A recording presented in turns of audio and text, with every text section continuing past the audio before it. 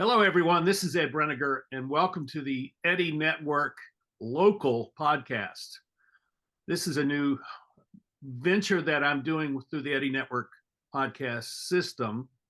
I guess it's a system where we're going to look at one community at a time. We're going to go in and interview a number of people at a time, and we're going to do this where a local radio station is hosting us in doing this, because this will be beneficial not only to the station, but also to that community. And I'm really looking forward to seeing what comes from this.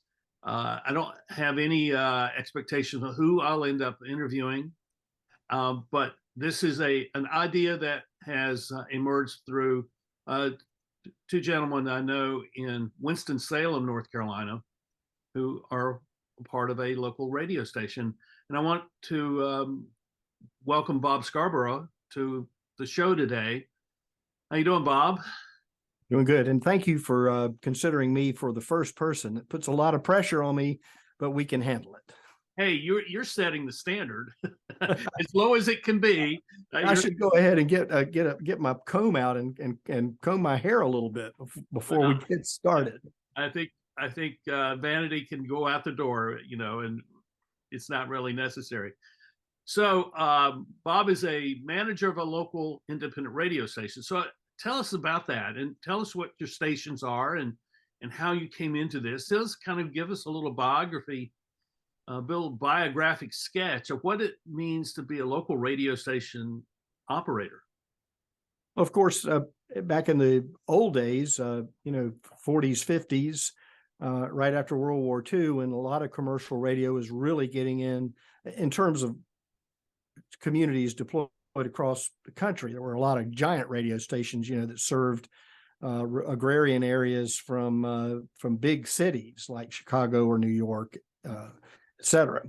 After the war, mid to late 40s, there were some that started even earlier than that, but there was a great increase in applications to the Federal Communications Commission right after the war for local radio. It was going to be a boom business. A lot of people got into it, including the men who started the station that we have the call letters for now, WTOB, out of Winston-Salem. They signed on in April of 1947. Civic-minded individuals always encouraged to do things that support their community. Radio was that. It was a way to connect community back in the good old days, and even today in a lot of ways. And even the larger stations, the corporate-owned FMs that are 100,000 watts or anywhere between 15 and 20,000 and 100,000 that operate across a larger region help in the communities that they serve as well. Local radio is what we're doing here in Winston-Salem at WTOB brings an opportunity for greater service to Winston-Salem. We also serve, the surrounding communities. Coverage-wise, we have a pretty big signal on the FM. I won't get into the technical aspects of what a translator is, but FM frequencies are easier to coordinate and engineer to cover essentially the same service areas of the AM radio station that gets the license for the FM. So we cover Winston-Salem very nicely. Of course, online, you can go get the apps like every radio station in the world has now, and carry the signal, the programming with you wherever you might happen to be, literally in the world. Our focus being on Winston-Salem, the opportunity to serve was not necessarily a lost form of what the business is all about, but it seemed to have gotten lost in the mid-90s when consolidation of licenses in a market changed from one owner per market. One person could own a license in a market to one individual or group could own 5. in a market. And that was how the corporations essentially built huge networks of radio stations with 5 different formats in a market. Of course, serving the entire market. Like for us, it's Greensboro, High Point, Winston-Salem, the Triad. We're anywhere, sometimes we're the 46th largest market, sometimes we're the 47th largest market in the country here. Radio has always been something that's magical. That it's theater of the mind. It brings people together, entertainment wise and information wise, advocating or challenging people to think about things that are going on in the community, good or bad. There are a lot of things that are happening in a lot of communities around the country right now that folks find a little disturbing. Radio is there to help shine a light on or bring discussion about some of those ideas or challenges that we may be facing, and bring them into substantive discussion. Back to WTOB for a minute. We took ownership of the license for an older radio station. It was on 980 AM at the end of 2015, and have further assigned the WTOB call letters to that channel, and brought about an FM translator for Winston-Salem.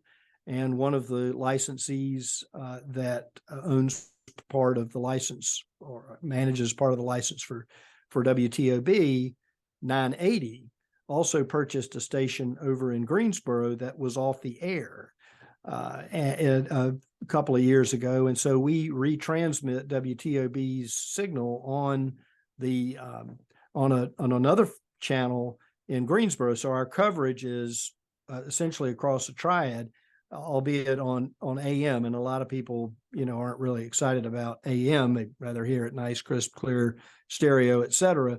But in terms of being able to inform the community about things that are going on, AM works perfectly. And with processing and technical things like that, we can make that AM facility, both of them here in Winston and the one in Greensboro, sound pretty darn good. People remember WTOB from the 50s and 60s and 70s. And there's a certain love affair that we've all had, and myself included, because I don't think I would be here if it wasn't for that. WTOB was about contests and service, and it was about things that meant, were important to the Winston-Salem. And when we were growing up, it was an exciting radio station to listen to. You wanted to be a part of what they were doing. Yeah, it was my station, growing up, WTOB. And it was the number one thing I listened to. And my uncle, my father's brother, used to work in the fleet radio business. And when I was about 6 years old, he gave me an old Channel Master AM radio. If you remember Channel Master. And it was about that big. And I would listen to that, all the time, and particularly at night in my bedroom. And I could pick up a station, I forget the call letters, but the station in New Orleans. And in the fall, I could listen to Nebraska Cornhusker games. I could pick up, that signal from way out there, and it was like, well, it confirmed what my grandfather said to me in the mid 80s. And he had been born in 1894. And I had asked him, we were celebrating the birth of my first son, he's Ed the fourth, and my grandfather is Ed Senior. My father, obviously, Ed Junior. And so we called him Pappy. I said, Pappy, tell me, what is the most significant thing you've seen happen in your lifetime? And he said, it was the invention of the radio. I said, why? He said, because we found out that there were people that lived in other places. And that he had this sense that, their little world, he grew up in Moxville, just west of Winston-Salem, that was all the world to them. And then he got this radio, and it opened up his perception of the world, that there were people elsewhere. And I took from that the radio is sort of the mother of the digital era, and that without radio, I mean, with radio we ended up with television. With television, we ended up with computers and with smartphones. That's where we are today. But it really began with the communication that happened with radio, and it goes even further back than that, to Marconi Wireless, and there's plenty of history around that. But a young man named David Sarnoff was at the desk, one of the wireless operators at the desk when the Titanic sent out its SOS calls, and came into New York at Marconi Wireless. But David Sarnoff, known as the General, started the Radio Corporation of America, and he wrote a paper about turning that particular technology, wireless, into a broadcast technical device that would have boxes, receivers at the receiving end, where people could listen to programs or music or anything like that. Of course, Sarnoff went on to be one of the leaders in bringing about television as well, through RCA, which later became NBC. Right. So, we have been talking about this for about a year. We're talking about radios and community, and the things that I'm doing with leadership about being with a focus on leadership in communities. So, and I know that you went into this, you came into this venture with a commitment to your community. And so let's talk about what you see as what makes for a healthy community, what's a good community, and maybe how you at WTOB is helping to facilitate that. It's about building bridges as opposed to walls around neighborhoods, around individuals, around different likes and dislikes. And our country in and of itself, generally speaking, is very polarized around the politics of the day. And this is something that's troubling as it affects Winston-Salem, and it affects a lot of people in different ways. What we're looking at and how WTOB fits into that is we are a voice with a pretty large megaphone that can begin to allow people to discuss things that are going on. We have, of course, the entertainment portion is some really great music, late 50s through the early 80s. And of course, for-profit radio stations sell advertising to be able to make money to keep the lights on, to pay bills, et cetera. The challenges that we faced when we started this venture back in late 2015 was reminding people in this area about local radio, what radio was back 40, 50 years ago, where you had, for instance, with WTOB, you had the Flying Dutchman who was out doing remotes or lifted high up into the parking lot over Thruway Shopping Center for a promotion. He was in an Airstream travel trailer, I think, and just different fun things that brought people together community-wise. We seem to be caught in a fragmented world, based on our own individual likes and dislikes.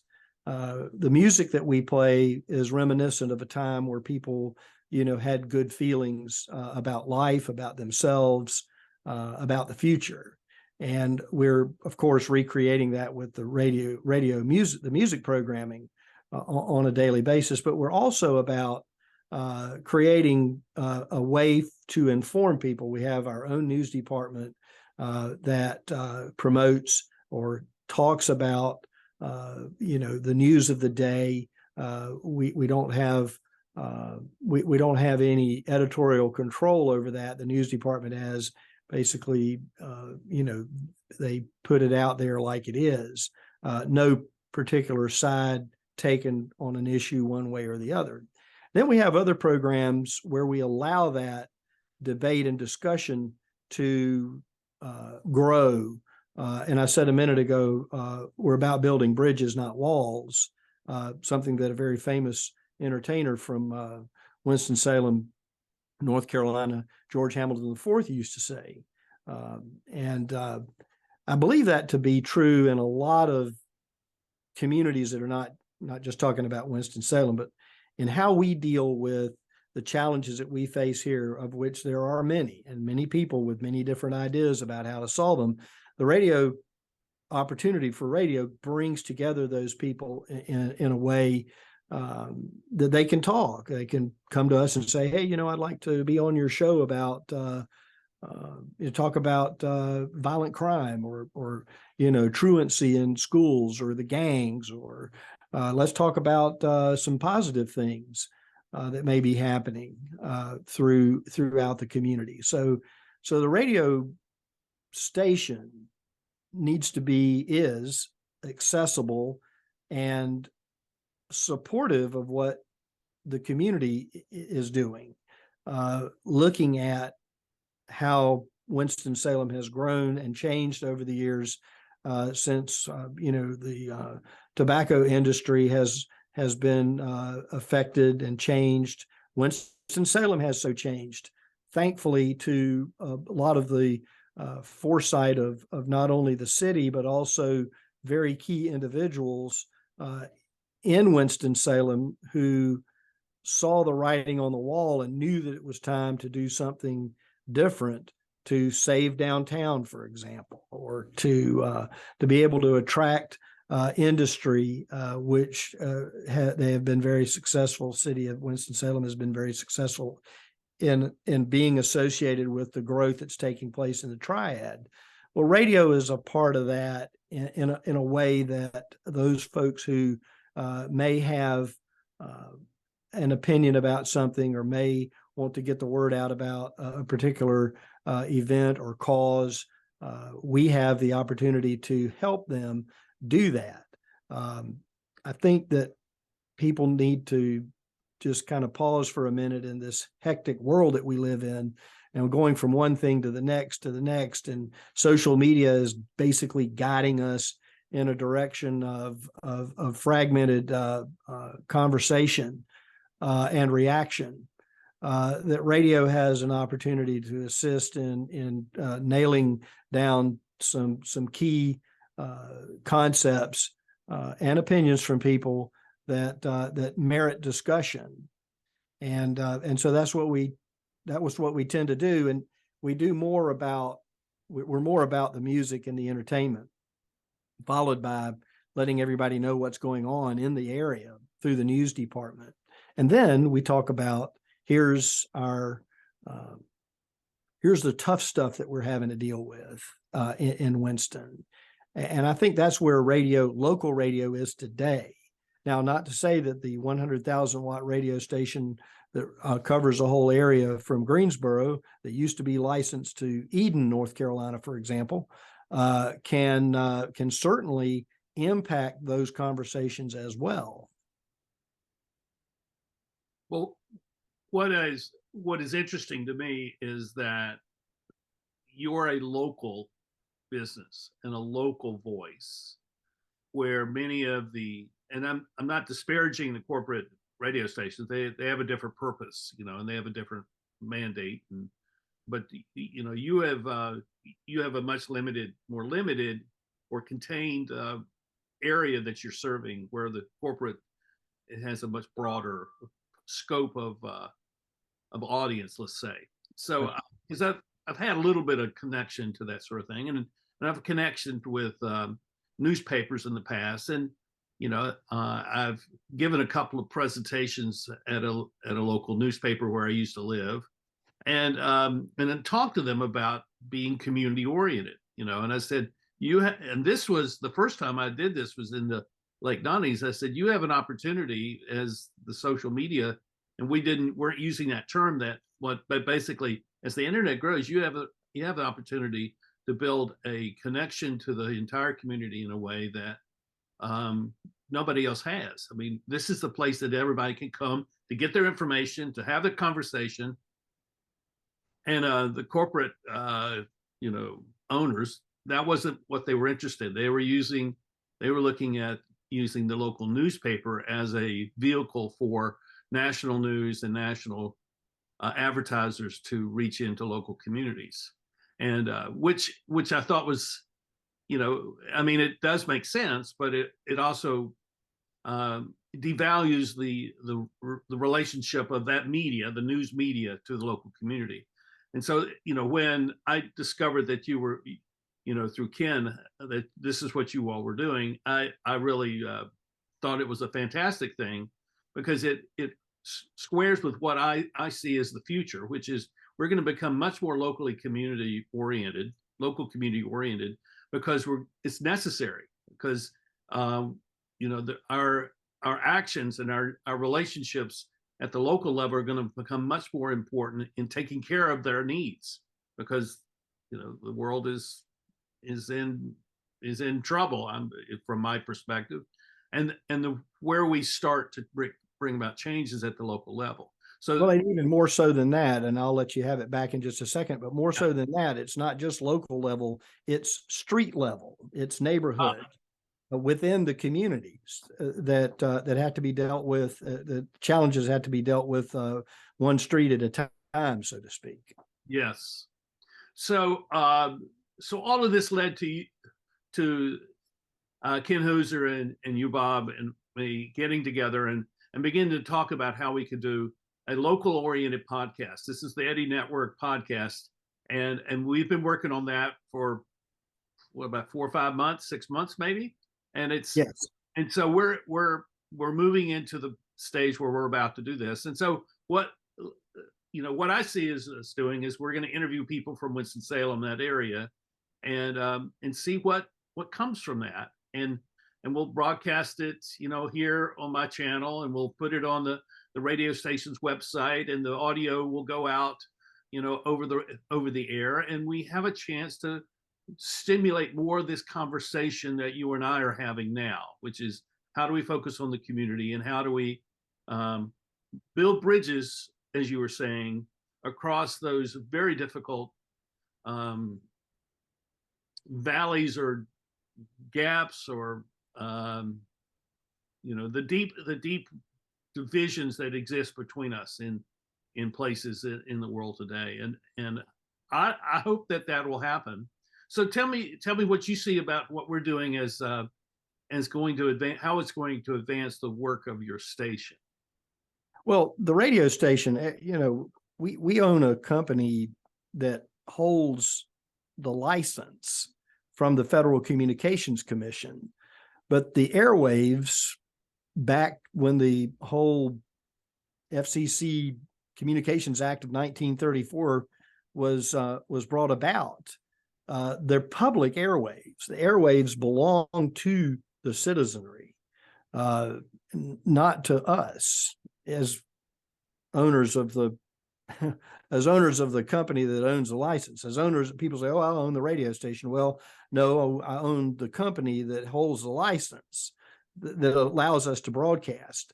And there's a book that's available in the public file, the WTOB and all radio stations' public files, that indicates that as licensees, we are to have a certain amount of program time, not as strict as it was 40 years ago, but certainly something that should be taken advantage of by the community to have discussions about subject matters of interest to the community. And as a licensee, we're to go out and find out what those interests are and encourage the conversations. radio, newspaper, TV, all media is consolidating around one form of, one essentially one essential business model that allows for visual, audio like we're doing, for radio, which I think is still magical and still important to not have pictures sometimes. To go out and make money in a market to provide whatever that information is. If it's one of the TV stations, now they have they've got a channel that's on demand on the what you call over the top streaming channels like Roku or there's another name for the one that Amazon has. Fire Stick, I think, is one, and Chrome has one. But the little devices that allow you to stream multiple channels into your television set. So all the local TV stations have that. We have a website. We do video. We're doing video now. The newspapers are all about video, and they have online presence, and so on. Radio stations, TV, newspaper, all the media is combining into, like nice little ball of opportunity. Radio still has a lot that the other two communications entities don't have. Obviously, mobile, you can still be in your vehicle and hear a radio station. You're not supposed to be watching television while you're driving. Right. Or you can't read a newspaper or scroll through online. So radio has an impact that way. But then my thought has always been, okay, if you can provide compelling content, original content within a market for a community that excites, entertains, questions, motivates the audience, well, then people are going to find you no matter where you are.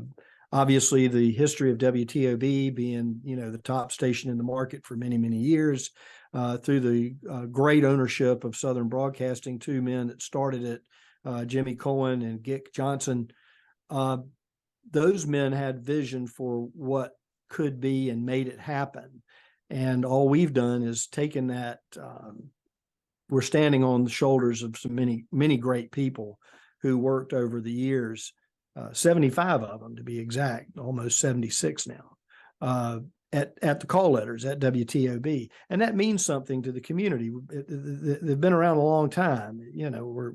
We are in a lot of ways as much of Winston-Salem as R.J. Reynolds is, or as Wilkerson Moravian Bakery, or Goody's Headache Powders, who's no longer here, or any of the other businesses that would come to mind, Wachovia, Garner Foods. We're as much a part of Winston-Salem as all those businesses and places too, like Miller Park. We all grew up and rode our bikes over to Miller Park to play. So our responsibility is not only to what's happening today in Winston-Salem, but to preserve and celebrate that exciting history that is Winston-Salem. And I hope we're doing a decent job at that with the music. Makes it that much more pleasurable. Well, it certainly is an interesting thing, and I certainly appreciate what you all are doing, and I celebrate it. And I look forward to seeing how our little experiment, our little venture together of finding a dozen people who want to be interviewed on a podcast like this, where they talk about their community, the community of Winston-Salem, or the community of their neighborhood, the community of their street, whatever it may be. We get to listen to them talk about who they are and the life they have where they live, and that's really the underlying purpose of this podcast, is to be able to listen to people that you would not be able to hear from in any other way. And if some guy with a Zoom account and a computer goes out and talks to them and lets them tell their story, and that's what I see your radio station doing, is it allows people to tell their story so that other people can hear it and say, they're saying something I can believe in. Yeah, I'd like to know that person. I'm going to go down down the street, and I'm going to go walk into their little restaurant and say, hey, I heard you on the radio, and I just want you to know I like what you had to say. I mean, that's the sort of, I think that's how we take these medium like radio and newspapers and television. But I think you're right that the radio is a little different than the others because they are easily transferred to the digital world. I mean, you can be digital, but being local, a local radio station, it really is focused on the people and the community and the businesses of the local community. And I think it's really important. So I'm looking forward to working with you and yeah, we are. We're excited about it. One thing I'll say about another difference that folks don't necessarily realize, and it's not a challenge, it's something that we think about. We have towers and antennas, and we transmit through the air on a particular part of the spectrum, the AM band or the FM band, at a particular frequency. And if for some catastrophic reason power was to fail, and we were out for a prolonged period of time, or some other, catastrophe befell a particular community, or worse, a larger area of the country, radio can still be tuned into, and especially the FM band, the AM band rather.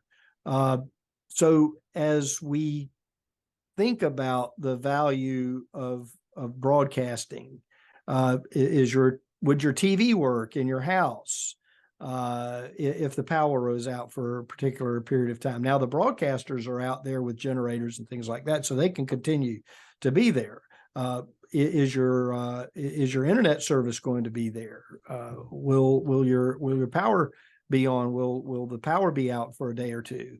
So in the instances of natural disasters like hurricanes or any other type of weather event or subversive activity, if you remember, Moore County had a time where their substations were tampered with. There were folks that were without power for several days. If you have a good crank radio, a hand crank radio to generate electricity into the receiver, you can still pick up radio stations. And that's the beauty of radio broadcasting, is that we will be there to provide that service in the event of an emergency. And that's, I think, one of the things that the FCC still understands, that they keep us tight around the emergency alert system. And you can hear the announcements from time to time on our radio that cut into the programming that let people know that, hey, in the event of emergency, listen here for information. And I think the National Weather Service too is providing a good service within that network that allows us to stay on top of. Now, WTOB is the only, one of the only, I won't say we are the only, but we can key that microphone on in the studio during the week, all day. When something happens instantaneously, we're able to provide information. And that's what radio's been all about since the beginning, is providing the information that's happening now, things that are happening today. That's one of the challenges that corporate radio doesn't have the opportunity to do quite as easily, because their business model isn't set up to do that. So if people wanted to listen to WTOB and they're not living in what's the sound Forsyth County or Greensboro, how can they find your station? Well, there's an app for that, Ed. I know that. It's Apple and Android. You go to the stores and you search for and download the WTOB app, and you'll have the music with you and everything else that we do. It's all right there and available. And of course, the website too is out there, and we use that to support community efforts from our civic organizations, churches, et cetera, nonprofit organizations, to announce some of the things that are going on in the community through the website, which is WTOB980.com. Well, great. Well, thank you very much for being on today, and I look forward to working with you and seeing who we can talk to there in Winston-Salem. And Absolutely. And when we do, you're going to be able to hear these voices, these stories. And I'm looking forward to seeing who shows up. And I'm grateful to Good. you And all. hopefully we'll have some people with differing opinions to join in, because that's when things really start moving forward in a positive way, is when differing opinions can come together and have dialogue about the betterment of the community as a whole. I totally agree. So thank you, Bob. Thank Yes, you sir. everyone for watching, and we'll see you next time. It was great to have Bob Scarborough on the Eddie Network podcast, and I appreciate his support of what I'm doing and the ideas that we have about, well, how a podcast like this can make a difference in a local community. So we're going to work on that. But what I'd like to say, in addition to what we had talked about, is that local communities are really going to be a centerpiece for how the world adjusts to the changes that are happening. And the sort of thing that I'm doing with this podcast and with Bob and his radio station is something that can happen where you are. So I'd like you to think about inviting me in. I mean, I can do this from right here where I'm sitting, but inviting me in to have conversations with people in your community where we talk about your community. I don't have an agenda with your community. I'm interested in hearing people talk. And so if you would reach out to me and say, we've got some things here that maybe worth sharing with the world, or we have issues that we're trying to address, and we'd like to maybe have a public forum on that. Maybe we'd like to hear from other people. Whatever that may be, let me encourage you to do that, to reach out to me. You can email me at ed@edbrenniger.com. We can set up a time to talk. We can project this out as something that maybe will happen in the fall. I mean, it doesn't have to happen right now, but I want you to begin to think about how all these things that you're hearing from my podcast are things that you can be applying in your local community. And maybe that's the idea. Maybe we bring a group of people together, 3 or 4 people together, and have a conversation right here on the Eddie Network podcast about your community, so that others can say, okay, I'd like to be a part of that conversation. And we build those conversations in your community, but we also build it on a global scale through the podcast. So I welcome your interest in that, and I invite you to ask me about this. And typically, the way Bob and my buddy also at the radio station, Ken Hooser, have talked about this is that the radio stations are really a key means of communication in the community. So that's important. But one of the things that also will need to happen if the podcast goes on the radio station's broadcast is that we would need to generate some advertising revenue in order to fund our ability to do this. And if there is value in having this kind of conversation on your car radio, let's say, or in your computer or in your phone, or anywhere, then maybe there are some people who would like to financially support that. So that's part of what goes into the Eddie Network local podcast. And so if you're interested, reach out to me and we'll see what we can work out. And I have no other agenda than let's provoke some conversation and see what we can do to stimulate people's interest in wanting to care for their community and being willing to take personal initiative to create impact in their local community. So thanks a lot. As always, please sign up and hit the like button, and also leave your comments. And we'll see you next time. Bye-bye.